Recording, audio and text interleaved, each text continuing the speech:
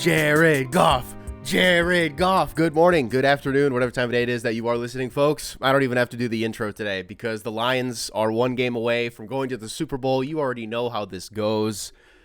31-23 over the Tampa Bay Buccaneers. What do you want me to do today? What do you want me to do? Sit up here and cry for the first 15 minutes of the show, talking to you about how much this means to me so you can really get into my head and I can try to quantify truly what I'm feeling. I won't be able to do that. I could sit here for an hour. I could sit up here with 15 Lions fans, a full panel, right? We could interview all 66,000 people inside of Ford Field last night, and not a single one of them would be able to accurately describe to you what this feels like unless you're one of the people feeling it. And that's not meant to alienate anybody. It's truly uncharted waters. It's truly this moment where to say you've waited your entire life for it, it does not do it justice. We have waited and waited and waited and we've been kicked into the ground. We've witnessed the worst teams that any American sport of the four major ones has to offer. That's been us. We've been on the tail end of every conceivable call you could possibly imagine.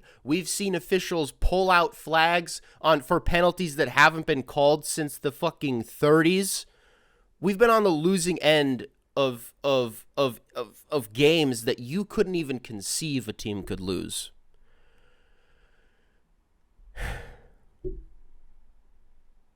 But now we are rooting for a team that every single week, every single week they have a chance. Every single week, it doesn't matter if you're the hottest team in the NFL. It doesn't matter if you have the best receiving core of all time. It doesn't matter if you can run the ball. We're not scared of your defense.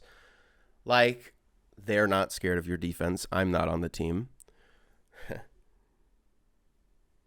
But to really try my hardest to put you in my shoes yesterday, I wasn't ready for it to be over. That was my sentiment going into halftime when I realized that Tampa Bay had a chance. When I realized, yeah, it's Baker. Baker's doing Baker stuff. And if Mike Evans is going to be Mike Evans, where's Chris Godwin? Why is Chris Godwin just not in this game plan? Why is he just not getting involved? At the time, we're worried about Jonah Jackson, and Frank Ragnow, our center, had just gotten rolled up on, and we still weren't totally sure what was going on there. And there was this moment for me where I was like, I cannot accept the game ending today. Can I accept it ending against San Francisco? We're not here to talk about that today. But yes, because that's kind of what I've been thinking was going to happen all year.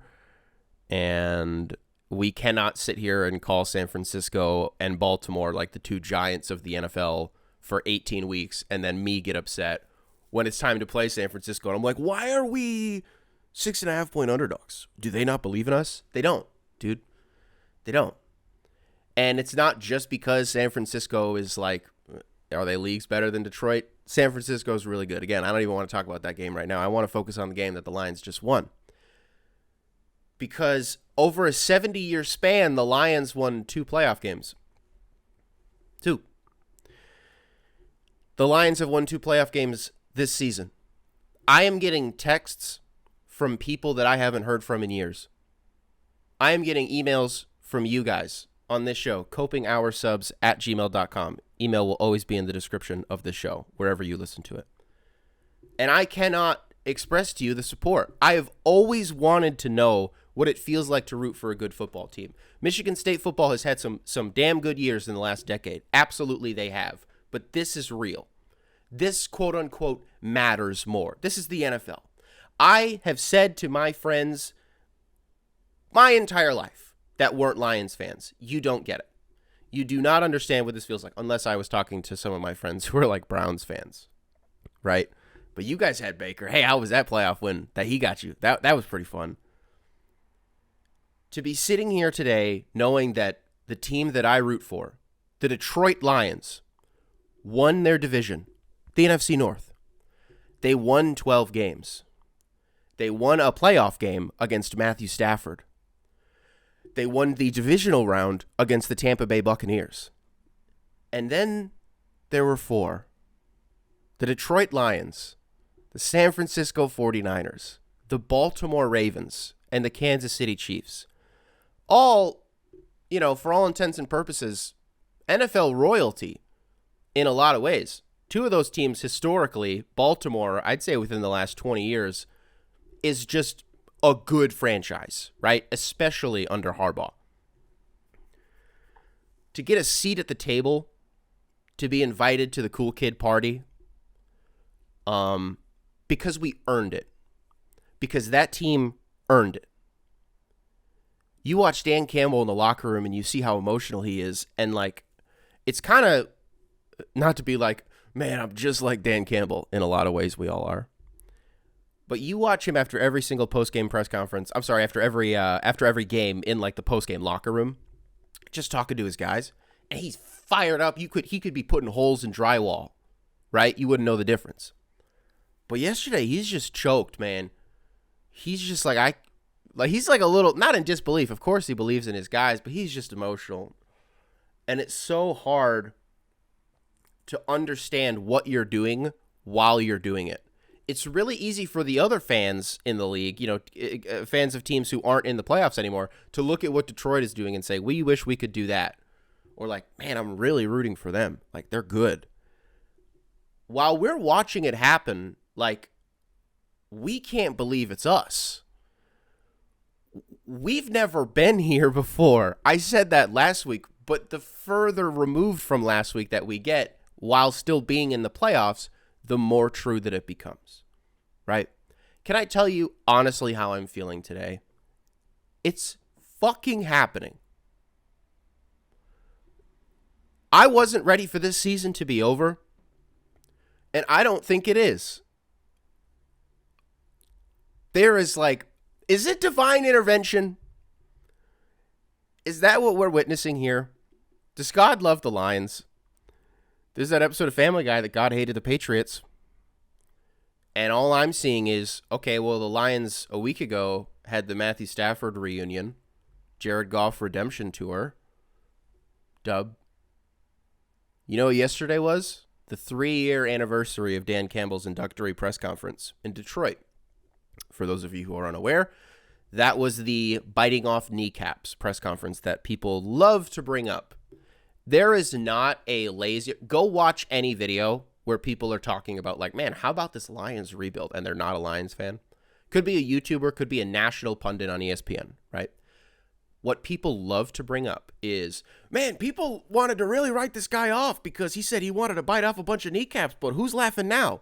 Well, you were probably the one who was shitting on him for that, by the way. I just want to throw that out there, that the amount of people who have completely flipped on him, despite being the ones who were shitting on him for saying that in the first place, they love to attach themselves to that. And I understand why. It's part of the story, right?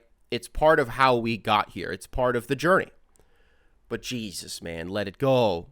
Please let it go. And if nothing else, stop asking Dan Campbell about that. Jared Goff did it again. Jared Goff did it again. Amon-Ra St. Brown did it again. Jahmyr Gibbs. I hate to be the I told you so guy, because it's really easy to do it now that we're heading into the NFC Championship game. And this is a very arbitrary told you. I'm talking about you guys, the listeners, because you guys didn't do anything. You guys aren't catching strays on this beautiful Monday morning. I leapt up off the couch when we drafted Jahmyr because I immediately saw the vision. Everybody was like, you drafted a running back that high that's not named Bijan Robinson? Okay. And then the season starts, and fantasy owners are like, people who only they care about fantasy, they don't care about actual football. Well, really? You blew the 12th pick on a gadget player?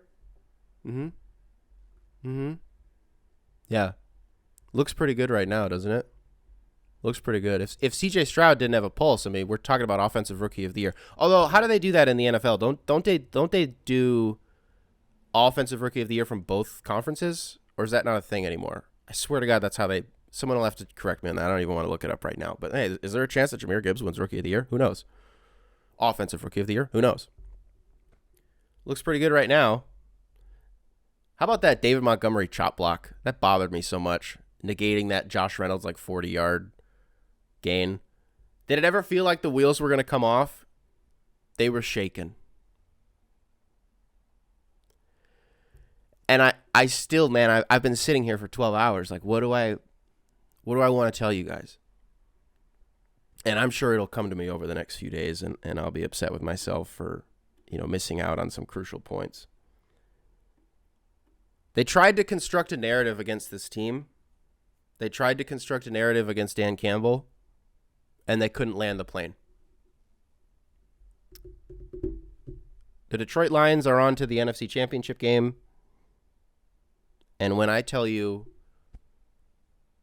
in my heart how deeply I feel this, how much this means to me, how much this will always mean to me, that even when the magic is over, however it ends, whether it be a Super Bowl, whether it be a loss in Santa Clara on Sunday, this is the most magic I have ever felt in my life.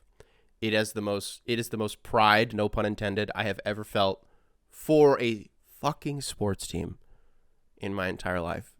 This team is everything that we deserve as Lions fans. It is everything. It is every bit as glorious and as emotional and as powerful as I think a lot of us hoped it would be. To be standing here today as one of the final 4 teams remaining, it is everything that I could have ever imagined it feels like, and then some. Let's move on. Other divisional round games in the NFL. Let's do a brief little roundup here. All I have on the Texans-Ravens game is like, damn. Going to halftime. Another game that was 10-10 at halftime. That punt return that the Texans had to even be in that game, first of all, was weird because he didn't even look like he was running. He was just kind of scooting. But not like the Patrick Mahomes, he doesn't run, he just scoots thing. Like there was just a lane and then he was just gone. And you're like, wait, this is a game? Are the Texans actually going to do this? As like 10-point dogs in this game, are they actually going to do this? Nope. No, they're not. Because Baltimore is just too coordinated on both ends of the ball. It's going to make that Kansas City game fascinating. I always hate to be the guy, and I always hate listening to other people be like, when a team loses, when you pander to them and you automatically start treating them like they're a Make-A-Wish kid. Oh, but that's CJ Stroud, but he's so talented. Oh, but guys, you had such a great season, and you overachieved. Shut up. Nobody wants to hear that from anybody that is not a fan of that team. Okay? It's gross, and it's like it's the equivalent, like what we talk about on the show. The worst thing you can do on the internet, like the cardinal sin of sports Reddit, is going into another team's sub and being like, blank fan coming in peace. Jail. You know what they would do if this was Iran? I know what they would do.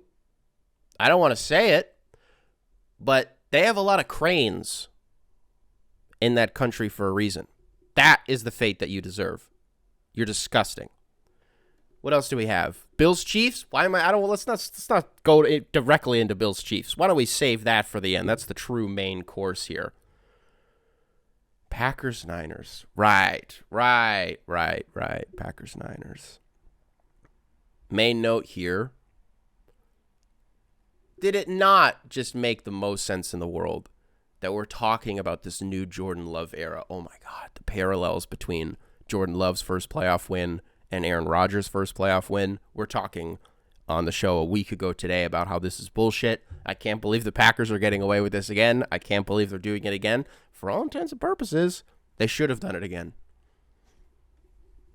They should have, but they didn't. Couldn't get it done. Couldn't make a kick, right? And to end the game on a Jordan Love, Brett Favrean interception, truly the quintessential embodiment of a Brett Favre interception, throwing across his body into the middle of the field. A throw that he did not have to make, very reminiscent of, was it the 2009 NFC Championship game against the Saints when Favre was on the Vikings at that point? It was like, I think he was done after that. Wasn't that like his last year? And he threw a pick that he didn't have to throw. Game. Okay. If that's what comes with Jordan Love being Favre and Rodgers too, like truly the successor in this Packers lineage of quarterbacks. If what comes with that is every once in a while he's just going to throw a dumpster interception. Something that he has not done. Something that he has not done in the last 2 months is throw interceptions. I think he had literally only thrown one. But it came in a moment. And I say, I'd be fine with that if it, but I would not be fine with that. I swear to God, if in the next 10 years the Packers rattle off even 6 division titles, I'm going to lose my mind. I'm going to get really, really upset. But I tell you what,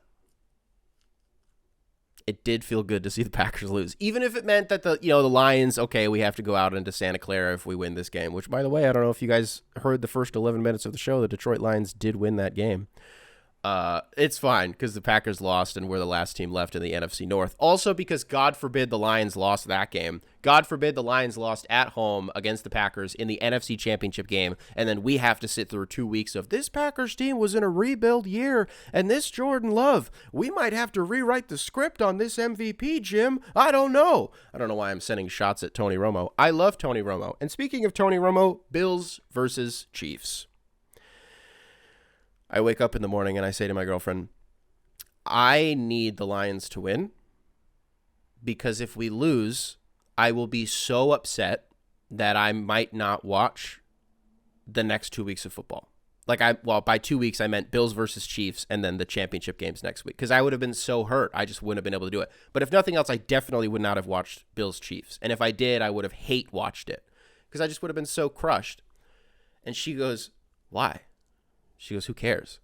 I go, about Bills Chiefs? She's like, yeah, who cares? And I was like, what are you talking about? I was like, this is the rivalry. She's like, I don't know. She's like, I don't really care about Mahomes. And Josh Allen is fine. I'm like, sweetheart, he's in the middle of a renaissance. I'm on my hands and knees explaining to her, trying to get her to understand. We wait all year, truly, for the possibility that we get Bills Chiefs in the playoffs because of historically how much of a treat that game has been. All day I'm trying to convince her of this, and it finally happened. Thank God for CBS. Truly, I think this game made me decide. I should have given Mike Tirico his flowers on the Lions broadcast again. Let me sidetrack for 2 seconds. Mike Tirico did a beautiful job once again calling a Detroit Lions game. There's nobody who understands the intimacy of those moments better than Michigander Mike Tirico. So thank you, NBC, and thank you, Mike Tirico, for that. But right before the Bills-Chiefs game, CBS puts on this package of Tony Romo and Tracy Wolfson and Jim Nantz returning to Arrowhead to kind of relive this game that happened 2 years ago. And she didn't know the context of that game, and she was like, oh, okay. She's like, I get it a little bit more now, right? The stakes become a little bit greater. And then by the end of the game that we got, she was sold, and she was like, okay, I understand that this is a game that we're supposed to get up for. And it is. It is a game that you're supposed to get up for. Let's jump straight to the end. Conversation right now is about Tyler Bass, wide right. First of all, man, the wind whipped that thing in a way that, how mad are you supposed to be at Tyler Bass? Because to even calculate that type of wind is you're not a fucking military-trained sniper. You're not Chris Kyle. You know what I mean? It happens. I think the other part of this that stinks is because Tyler Bass missed a kick, the discourse surrounding Josh Allen is going to be incredibly unfair, right? Because the truth is that he played a monster game. Did he miss that? I think it was a second down throw. It was in the end zone. Romo was like, oh, he's getting hit as he throws by Chris Jones. And then they show the replay and he didn't. He just kind of missed the throw. Yeah. But here's the other part, dude. I don't remember how much time was left on the clock. It was a lot. It was enough. Didn't the Chiefs have 2 timeouts? Tyler Bass makes that kick. We are all thinking the same thing. You're just going to give the ball back to Patrick Mahomes in what would have been a tie game, right? Okay. All right, fine. That's just how these games go, and it is what it is. You also look at that fake punt that Sean McDermott wheeled out. Maybe a bad pun there with wheeled out. DeMar Hamlin he's not in a wheelchair. He just died for a little bit. That's fine. Bill Simmons saying that one of the 90s greatest rivalries was O.J. Simpson versus Nicole Brown. Whoa. Okay, Billy boy, still got your fastball. I didn't even know until yesterday that O.J.'s number is still on the Ring of Honor. in Buffalo, who cares? I mean, I was laughing really, really hard when I saw it. I don't care. This game did perpetuate my theory, my long-standing theory, that Orchard Park is the best environment to play in football. And I say that as Ford Field that's the church, right? But in Buffalo, I don't know if it's a lights thing. I don't know if it's like the color of the turf. I don't know if it's just the Bills uniforms, like how blue they are. I don't know what it is about that field. But to me, that is the best environment in football. And minus the snowballs, I just think that's so corny. And I hate to be the guy who's like, that's really dangerous. But it is. Like, that's not cool. I don't know. I don't like the whole snowballs thing. Even though, like, it is technically harmless. They're fucking snowballs. Yeah, but we also know how cold it is and how, like, 40% of those snowballs are probably ice. Depends on how soft the snow is on whether or not I condone the throwing of snowballs. Last night, it seemed a little cold for it. What else do I got on these Chiefs? I talk about the Lions. Constructing a narrative and you can't land the plane. People can be mad all they want about these Chiefs being back in the AFC Championship game for the 6th year in a row. Patrick Mahomes has never not gone to the AFC Championship game as a starting quarterback of the Kansas City Chiefs. You can be mad about that if you want. Teams in the past in any sport love to do the thing, oh, nobody believed in us. Remember when Georgia won the Natty, they went back-to-back? Kirby Smart talking about how nobody believed in them. They were probably as big of a lock to win a national championship as any team had been for probably my entire life.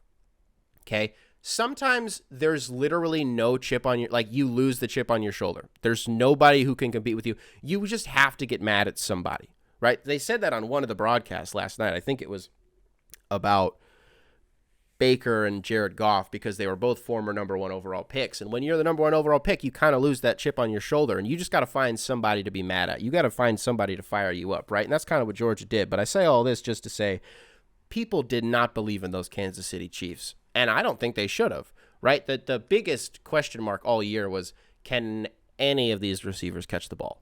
Can any of them catch the ball? Can any of them, not that anybody was actually asking this, but they should have been, can anybody on the 2-yard line not fumble into the back of the end zone? You know what stinks? Another thing that stinks. The NFL already came out and said they're going to look at that rule, and they're going to think about tweaking it, and maybe they won't, but this offseason, the NFL does want to look at the rule where if the offense fumbles into the back of the end zone, out of the back of the end zone, it's a touchback for the other team, and it goes the other way. It's a turnover.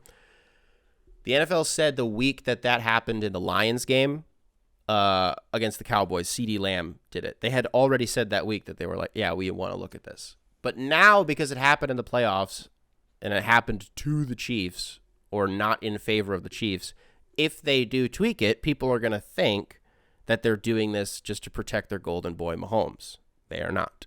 It's kind of a weird rule. I don't know if it's dumb or like wrong. It's just a really weird rule. But it's also one of those ones that you kind of root for, unless it happens to your team, and then it's literally like a third play. Like, ooh, boy, does that not feel good. Boy, does that not feel good. But we didn't believe in these Chiefs. Started the season 0-1. Homecoming. Ring night. Against Detroit, if you don't remember. They lost. People didn't believe. Yeah, Chris Jones wasn't playing, and yeah, Travis Kelce wasn't playing. Still didn't believe. Because that defense hasn't been too great all year either, for whatever reasons, right? That Buffalo defense was banged up last night. It's crazy to see it. For the 6th straight year, crazy to see Patrick Mahomes back. And that Chiefs-Ravens, man. That's a calculated defense in Baltimore. That's a calculated quarterback in Lamar Jackson, the presumed MVP of the league against the golden boy. And then in the NFC, it's like Jared Goff versus Brock Purdy. And I could do my spiel on Brock Purdy, right? I could do the whole thing about, he's a point guard. He distributes the ball. He gets the ball to his playmakers in space. And I think maybe I'll save that spiel for Friday, because truly it's my favorite one to do. But without further ado, that was the divisional round. this weekend, folks. The Lions are moving on. I don't really care about anybody else. Let's move on. Coping Hour subs at gmail.com is the email to the show. It will always be available in whatever description it is on the platform that you are listening to this show. We have one here that is... Never really done one like this before. What do you guys say we do some relationship advice here on the Coping Hour?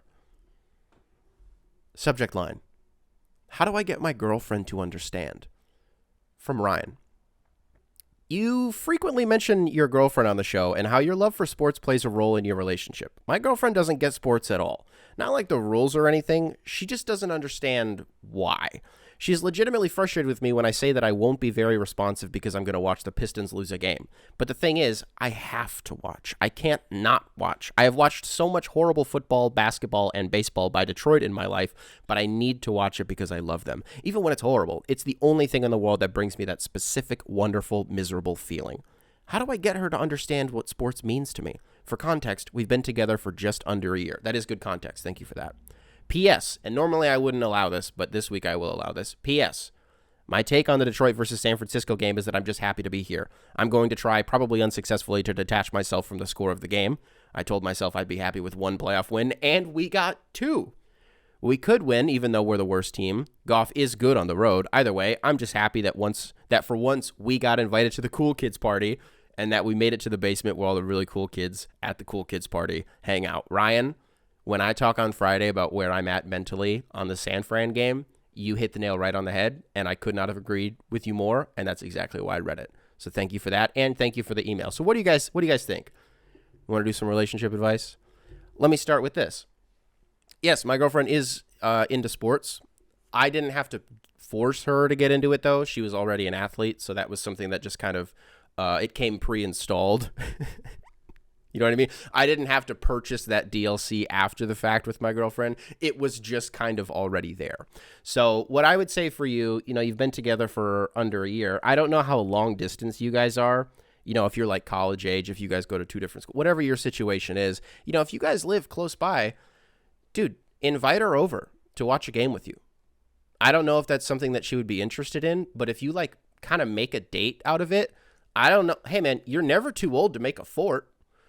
And I don't know what this says about me and my child brain that the first thing I think of is invite a girl over and make a fort with her and then watch a fucking basketball game. I don't know, order some food, make a thing out of it. And then while some stuff is kind of happening, throughout the game, allow yourself to kind of detach from it a little bit and actually treat her like a person while you're watching it. I will say I do give you credit for being a good communicator and letting her know that you're not going to be responsive for a little bit. I actually think that's not nothing, and I do think that does deserve a little bit of an applause because of how many guys out there will just like sink 6 hours into a video game and then not tell their partner about it. They just will not tell their significant other that they're going to be doing something. They're going to be locked in, dialed in for a couple hours, and then a couple hours go by, and then they get into a fight, and then they don't understand why their partner is mad at them. It's like, yeah, because you're a dog shit communicator.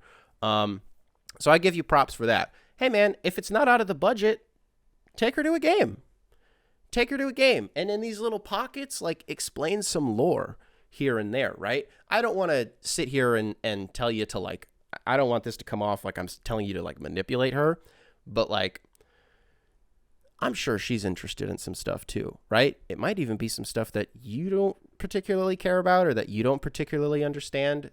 I would say maybe make a concerted effort to try to care about those things, maybe especially if it's something that you've kind of established in the past that, like, yeah, I don't really know what this thing, like, I'm just using this as an arbitrary example, and maybe I'll sound like a misogynist because I'm just conflating a woman with being into Taylor Swift, but because I love Taylor Swift, so who cares? But for example, if she was a Swiftie and you hated Taylor Swift, suddenly maybe you kind of dip your toe in the water and you're like, so what is this?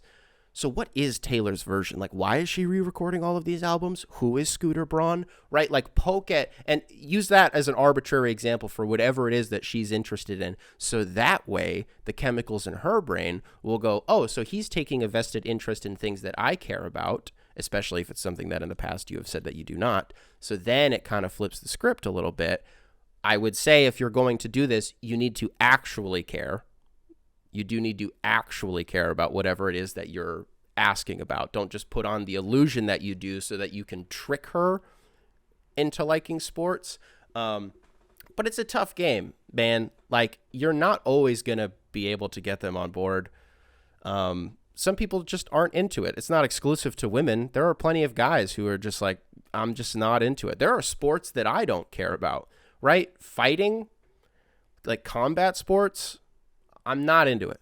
I'll watch a fight every now and then, but for the most part, I would rather die than watch guys go 8 rounds. You know, it's just not that interesting to me. I'm not the person who's like, oh, it's just so barbaric. Like, no, I enjoy watching a slot receiver getting his head taken off by a linebacker. Like, it's not the violence of the sport. I just think it's boring and it's not fun. And that also, by the way, dude, might be what she thinks. She might just think it's boring. She's like, it's lame and it's not worth investing your time into. If that's the case, I would try to show her some examples of why it's worth investing your time. And like truly the payoff of what it feels like, especially as a Detroit sports fan, to be in the mud for so long and then to have something that you can be proud of, right? Maybe try to explain to her through whatever lens it is that you enjoy sports. Are you the kind of guy who does it as like a form of escapism, right? In some form, we all do that. That's the case for all of us, but for some, it's greater than others. Where some are like, yeah, it's a nice thing to kind of do on the side, but I'm also just a super analytical guy, and I just love the numbers of the, you know, of the sport. Maybe that's what it is for you. I would try to explain it to her through whatever lens it is that you view these games. That's not to say that you haven't already tried to do that, but there are definitely a lot of things that you can do here, dude. I would say like the order of operations, the first one would be like, dude, just try to sit her down and like watch a game. Have you already tried that? Take her to a game. I promise she's going to love it. Get her some like cotton candy, make a whole thing out of it, especially if you go to a game, right? Because there's so many cute places that you can go out in Detroit.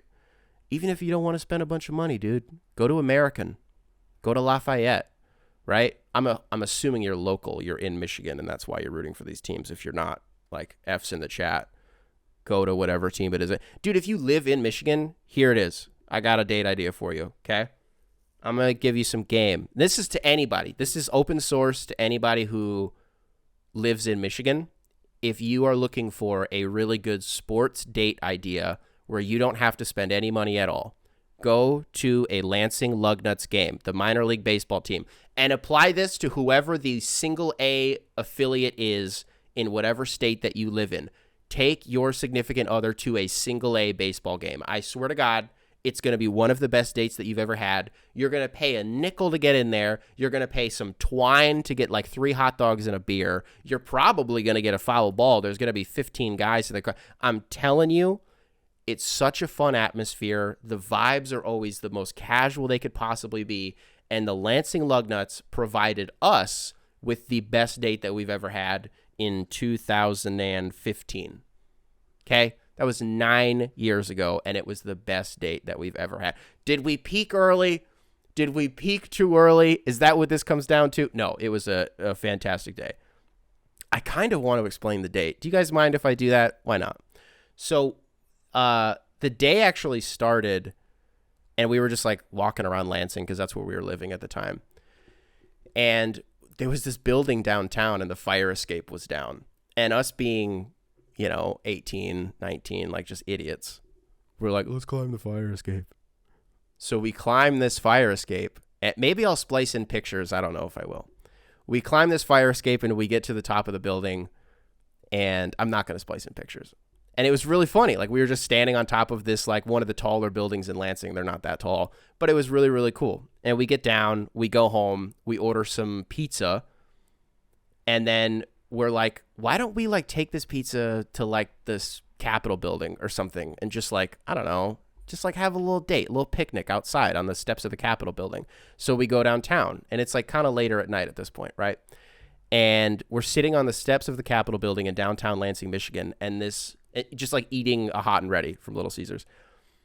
And this dude on a bike like rolls up, and he's got this really bright flashlight on the front. Turns out he's a cop. And we're like, oh. And he's like, what are you guys doing? We're like, oh, we're just Like literally just having a date, like just being adorable, like just being goals. Why? What's up, officer? And he was just like, oh, no, just making sure you guys weren't being idiots. And we're like, no, because we're just literally basically sitting in the Capitol building at like 9 o'clock at night. He's like, just wanted to make sure you guys weren't doing anything weird. He's like, no. We're just sitting here. He's like, okay, cool. And then he like goes to turn around and he crashes his bike and he falls over. It was literally one of the funniest things I've ever seen in my life. 10 minutes after that, we look down the street and we see the floodlights at the Lugnut Stadium are on. And I go, the game is probably almost done. I go, do you want to see if we can just go in there? She was like, sure. We're not doing anything else. It's like 9:30 at night. We walk to the stadium. I walk up to the gate. There's this older woman sitting there. I peek in. I see the scoreboard. I see it's the bottom of the 7th. I walk up to this woman, and I'm like, I'm so sorry. You are more than welcome to tell me no. My girlfriend and I are like having a date night. I see it's the end of the game. I was like, do you mind if we just, because it's the Lugnuts, who cares? And she like looked at me and she smiled and she just like waved us. And I was like, yes, thank you. So that obviously means, dude, it's free reign. Sit wherever you want. So we sit right on the dugout, right? And so we walk down, and even though we're only there for 2 innings, dude, we're on the field, right? It's awesome. By the end of the game, we walk down to the bullpen, because there's one guy who's like collecting all the balls and getting all the bags and stuff. We walked down to the bullpen and I was like, hey man, I can't believe as I'm telling this story, truly how bold I was in all of this. I go, hey man, we're having like a date night. I was like, can I get her a ball? And he like smiled. He's like, of course, dude. And he immediately throws me the ball. As soon as he did that, like 15 little kids between like ages 5 and like 9, like little kids all run up. And they're like, can we get a ball? Can we get a ball? Can we get a ball? And I kind of felt like I put this kid in a box. And he was like, no, none of you can have a ball. And he told all of them no. And I just like walked back and I was like, I still have the ball. I could go get it. It's not, but we still have it, right? I'm saying all of this to say these are memories that you will remember forever. You have to make it an experience for the person who isn't as invested as you are. You have to give them a reason to care as much as you do, because they're not wired the same. It's not ingrained in them the same way that it has been for you your entire life. Do you know what I mean? So really just like empathize with how little they care, and it may yield the result that you want. Let's move on. Subject line, supporting multiple teams, from Callum. Hey, Nick. Been listening for about a month now, first time emailing the show, and I wanted to get your thoughts on the idea of supporting multiple teams in the NBA. As an Australian, I'm obviously separate from the center of NBA culture that is the US, so I'm curious about some of the norms and faux pas surrounding supporting teams. Due to the 2 conferences within the NBA, I found it easy to get attached to and support 2 different teams, the Nets and the Timberwolves. This is something I'd never do for Australian sports that I follow. For example, I'm a sole Brisbane Broncos fan in rugby league, not the All Blacks. Is that the same league? I don't even know. But the NBA being essentially split into 2 competitions seemingly encourages this. Is this something you would see at all in the U.S.? How common/uncommon would this be? Big fan of the show. Love your work. So this is the NBA essentially being split into 2 competitions seemingly encourages this. That is such a fascinating perspective on why the NBA is split up, or any sport, any of the 4 major sports in America are split up into 2 different conferences, is to encourage the fans rooting for 2 different teams. I've never thought of it that way. That's not true, but I like thinking about it that way, and it makes me feel way better about rooting for other teams. How common is it? Very. I would say especially, like, dude, you're good. You're fine. If you're not American, right? Non-Americans, pick as many teams as you want. 2, not as many as you want. You can pick 2 teams, and that's fine. But there is kind of this, the same way that it would be with your Brisbane Broncos, right? Like, you wouldn't be caught dead. I said the thing about the New Zealand All Blacks, right? If there's no way is that the national? That can't be I'm not going to pretend that I know, right? I just know about the Haka, and that the Haka is sick, and that the All Blacks are like the best rugby squad that has ever existed. Whatever. But like, you wouldn't be caught dead rooting for 2 rugby teams. A lot of people are going to be the same way when it comes to any team in America. But not really. Because everyone's going to have, even if they're going to do the thing online where it's like, oh, I would never not root for a team. I would never root for a team that's not my own team. Okay. Like, have fun with that, I guess. That's like a really loser way to live, I think. I think especially when you're, going through something like Detroit is going through, I wouldn't blame Wizards fans for doing this. I would blame Spurs fans for doing this because you have Victor Wembanyama. I would blame Portland fans for jumping ship because, like, at least you guys have cool shit. But if you're a Pistons fan or, like, a Wizards fan, Charlotte fan, low-key, Bulls fans maybe on the way out the door, I don't know. I think there's something to it where it's like you do always have the two teams in each conference, which is ironic that I said I have never considered that being the way to look at it before. But if you really think about it, it's like, this is my Eastern Conference team and this is my Western Conference team. Me personally, I just have two Eastern Conference teams and then that's it. And then there are just teams that in the West, I'm like, yeah, they're cool and I don't have a problem with them. But like, I only get up for the Bucks and the Pistons. Those are the only two. Sorry, I should have switched that. The Pistons and the Bucks. Those are the only two teams that I get up for right now.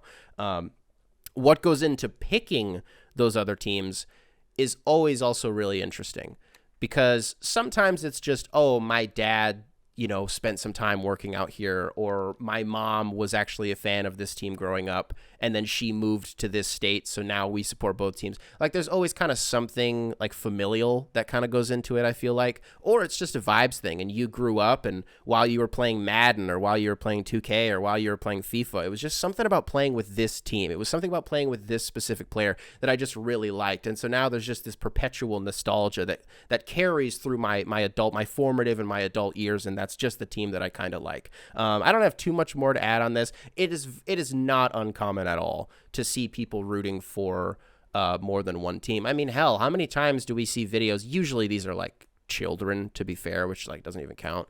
But like someone will be at a Lakers game and they'll be wearing like a Bron jersey.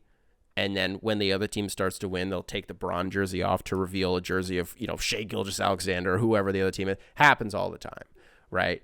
In terms of sports that it's the most to the least acceptable to have multiple teams, basketball, it's the most acceptable. After that, baseball, then hockey's in the middle, It can get weird depending on who your other team is. Because if you pick like two original six teams, but that's my thing, is I will root for the original six teams minus Chicago. I will root for the original six until the day that I die, unless you're the Chicago Blackhawks. I'll root for the Canadiens. I'll root for Toronto. Like, I don't care. And then after that, I'm going to, because you have to do the NFL and college football as two different sports. I think it is, and then it would go NFL. I think college football, it is the least acceptable to have two teams. That's not even true because there are so many schools, and usually the team that you grow up rooting for, sometimes you go to a different college. Like if you live in Michigan, right? The amount of kids who you don't grow up being a Central Michigan fan or an Eastern Michigan fan, a Western Michigan fan, Grand Valley State, Ferris State. You grow up being a Michigan or a Michigan State fan, and then you go to these other schools. Some people are lucky enough to go to the aforementioned too, but you go to a different school. There's so many variables here, Callum. I hope I'm getting you in the right direction here. You can kind of understand the psychology, the culture of it a little bit more. Not uncommon at all. Great question, though, dude. Let's move on. Sometimes I read emails on the show specifically because I want your feedback listening to the show. So my spiel on this email might be kind of quick, but I'm reading this because I'm genuinely curious to read your guys' comments on this. Okay? So please do not be shy. Subject line. Can we talk about DeMar? Growing up in the 10s, I've always thought about DeMar as this number one on your team type of guy, and that's what he was in Toronto. Like when somebody said the Raptors in 2014 to 2017, you thought DeMar, then Kyle Lowry. He was the guy. I had him on my underrated player list along with half of basketball YouTube at the time.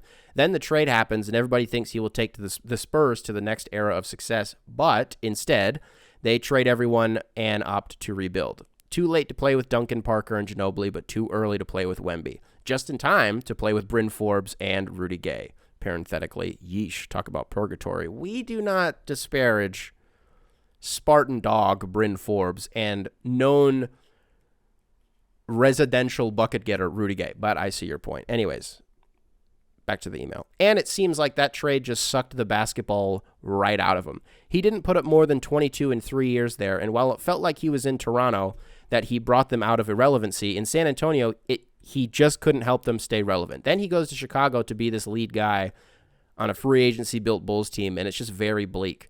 And once again, he just can't bring up their relevancy. Like, the Bulls outside of the Jordan run and like one good D-Rose year are historically irrelevant. So TLDR, well, I don't need to read the TLDR when I just read the whole email. Thanks for the email here, man. Because I think it's interesting that you blame DeMar for this. Because I'm looking at a front office that we aren't that far removed from Gar Pax. I can't blame them for shit anymore, whatever, that's in the past. But I can blame AK. I can blame AK the same way for the same shit that I blame Troy Weaver for, which is like, when you're losing, you don't face the music. Like, it's just like radio silence from that dude on anything. And I do feel like, respectfully, there's a glaring omission of what one of the bigger issues has been for the last 3 years in Chicago, which is a pretty key cog in the machine to this whole thing in Chicago was Lonzo. The whole idea was kind of predicated on the idea that he would be able to initiate your offense and that he would sort of be the oil that makes this machine run, this proverbial machine run with the Bulls, right? And that it wouldn't all be on Levine. It wouldn't all be on DeMar. It wouldn't all be on Kobe White.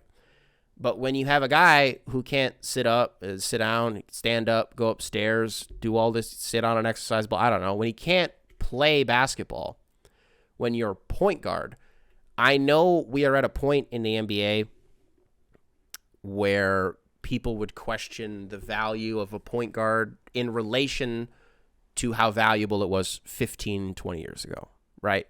But the truth is, it's still pretty important when you don't have that guy.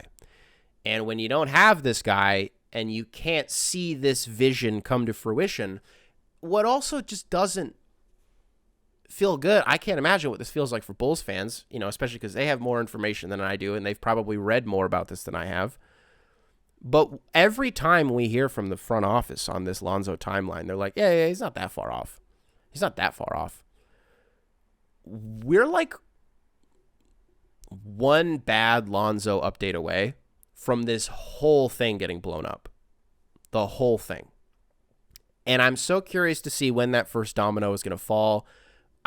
Doesn't it feel like with the trade deadline looming, that's kind of brewing a little bit? There's kind of something in the air.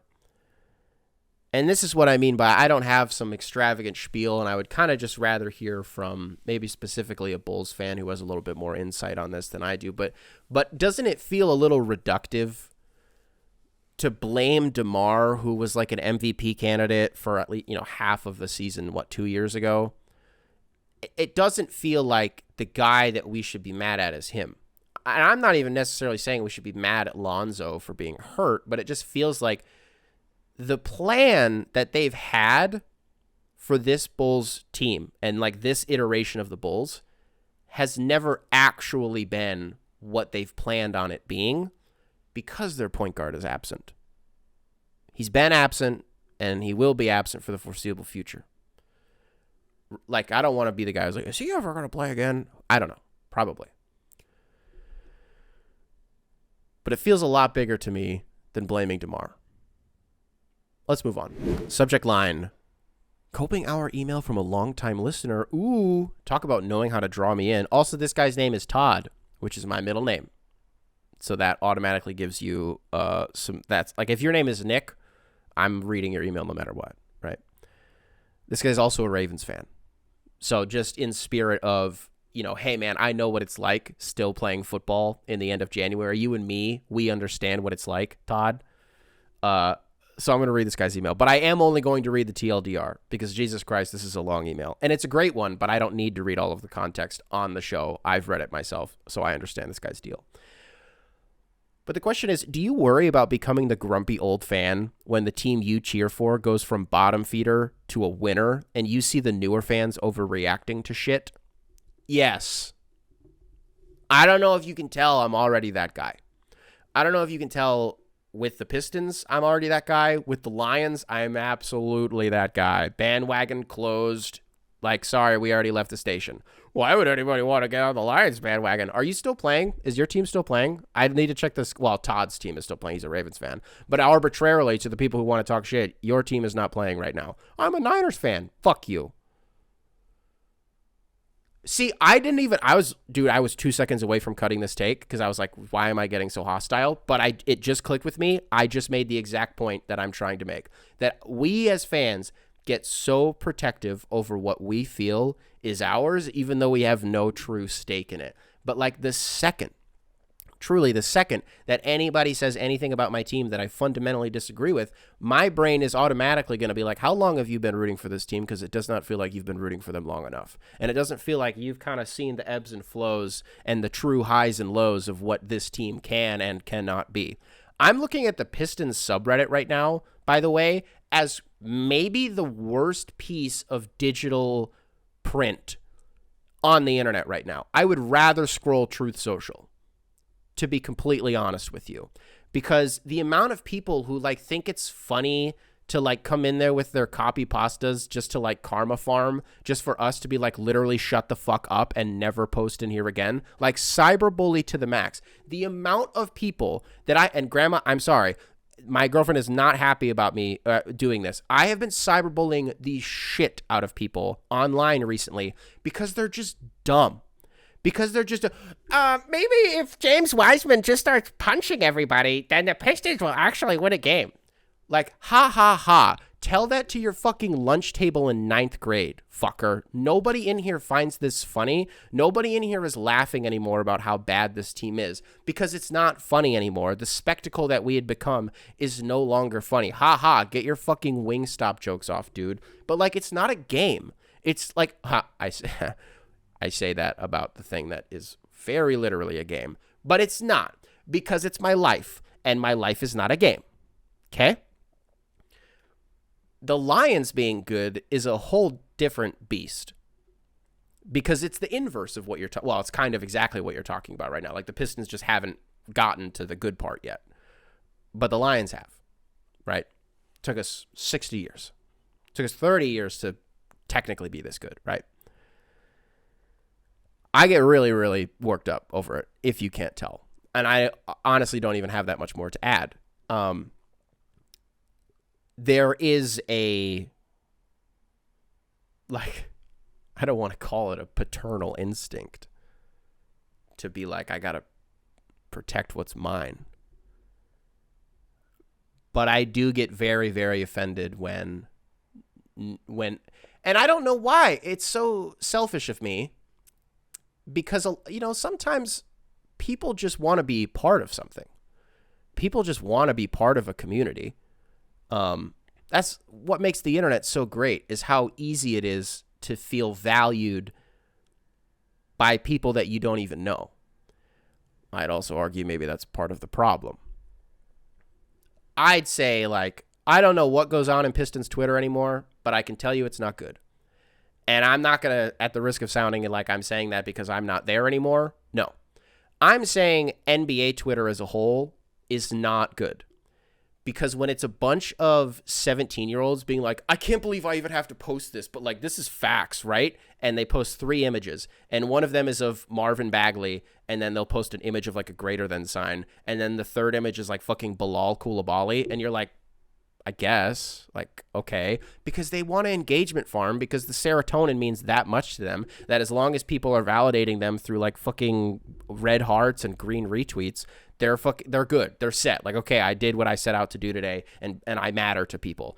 That's devastating to me. As somebody who has been that guy before, by the way, that's a brutal way to live. That is a devastating way to live. Or they'll post that same thing, but it'll be Marvin Bagley, greater than sign, Nikola Jokic, and then you're like, huh? And then you'll click on their profile and you'll scroll one tweet before that, and they'll be like, about to cook up some devious bait. And everybody in their comments is W, oh, they're about to get got. I can't believe this.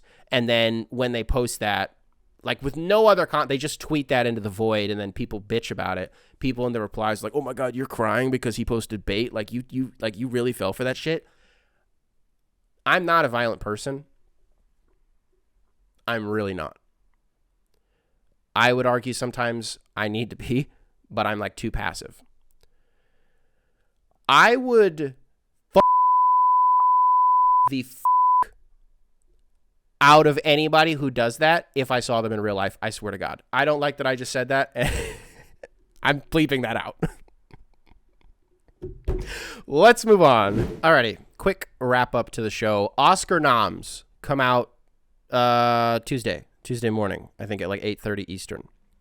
I'm letting you know this because Friday we will be tackling this. For those of you who don't know, while the Super Bowl this year may be my actual Super Bowl, the Oscars is my Super Bowl every year. There is not a night in show business that gets me up more than the Oscars does. I'll watch the Golden Globes, like I'll watch the Emmys, I'll watch the Critics' Choice, I'll watch all of it. I'll watch the fucking BET Awards. Like I love a good award show, okay?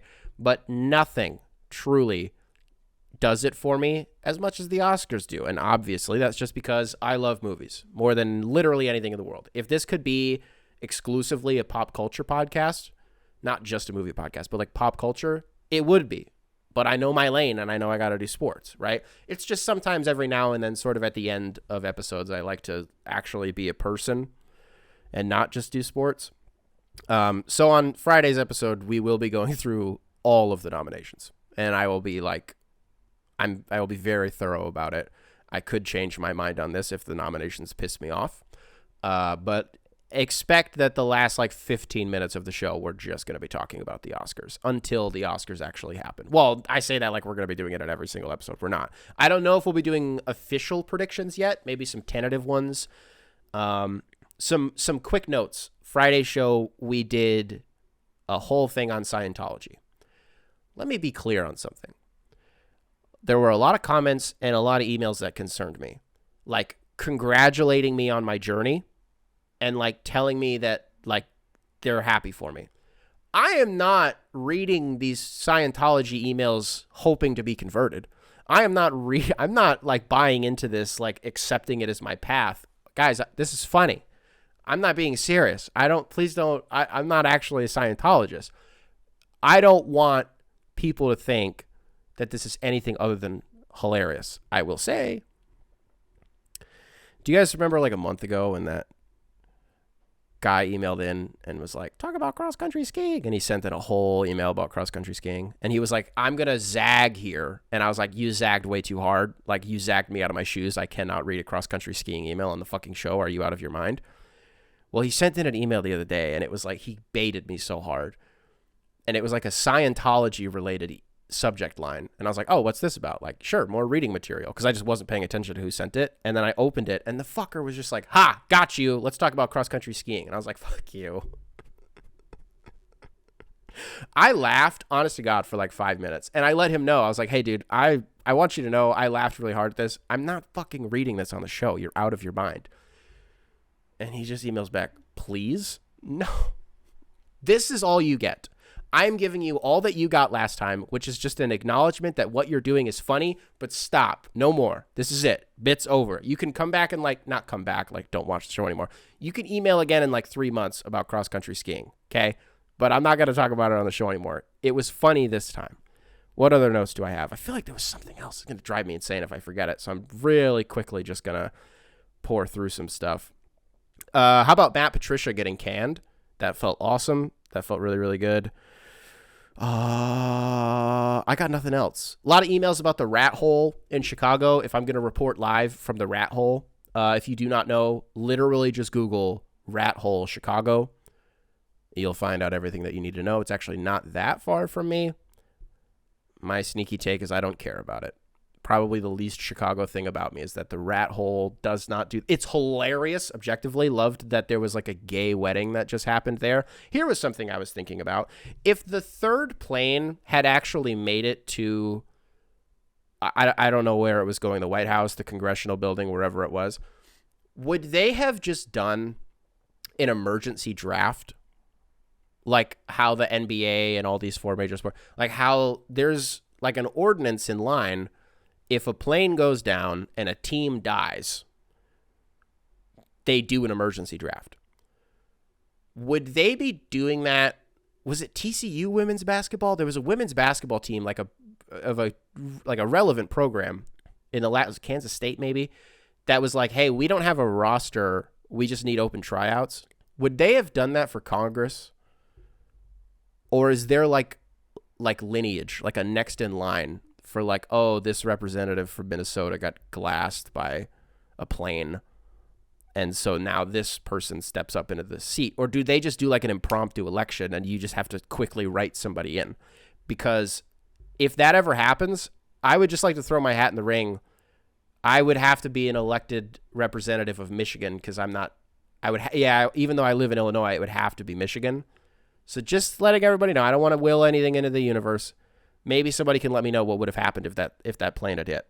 Thank God it didn't, though, right? Oh, could you have imagined? Grandma, I'm just it's okay. I'm just goofing around here. I don't actually want this to happen. Pretty funny if it did, though. Alrighty, ladies and gentlemen, if you are listening to this on Spotify, be sure to rate 5 stars. If you're watching this on YouTube, be sure to subscribe.